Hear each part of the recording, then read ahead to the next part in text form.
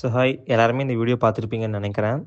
ஆக்சுவலாக வந்துட்டு இவங்க அவங்களோட டாகை இந்த கிளினிக்கில் வந்துட்டு போர்டிங் பண்ணிவிட்டு ஒரு ஃபங்க்ஷனுக்கு போயிருக்காங்க.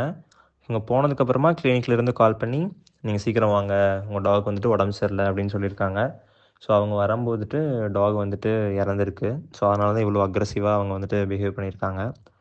ஸோ ஆஸ் அ வெட்டாக என்னோடய ஒப்பீனியன் என்னென்னு கேட்டிங்கன்னா, ஸோ டாகோட ஏஜ் வந்துட்டு ஒரு 11 to 12 இயர்ஸ் ஆகுது. ஸோ 11 to 12 இயர்ஸ் அப்படிங்கிறது ஒரு 65 to 70 இயர்ஸ் ஹியூமன் ஏஜ் ஆகுது. ஸோ வந்துட்டு ஏஜ்டு டாக் தான் இது. ஸோ அங்கே என்ன வேணால் நடந்திருக்கலாம். ஸோ இதுக்கு வந்துட்டு ஒரு ப்ராப்பரான விளக்கம் அப்படிங்கிறது கண்டிப்பாக ஹாஸ்பிட்டல் மேனேஜ்மெண்ட் கண்டிப்பாக வந்துட்டு கொடுக்கணும்.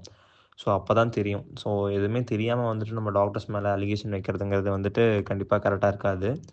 ஸோ இதை வந்துட்டு ஹாஸ்பிட்டல் மேனேஜ்மெண்ட் தான் வந்துட்டு விளக்கம் கொடுக்கணும் கண்டிப்பாக.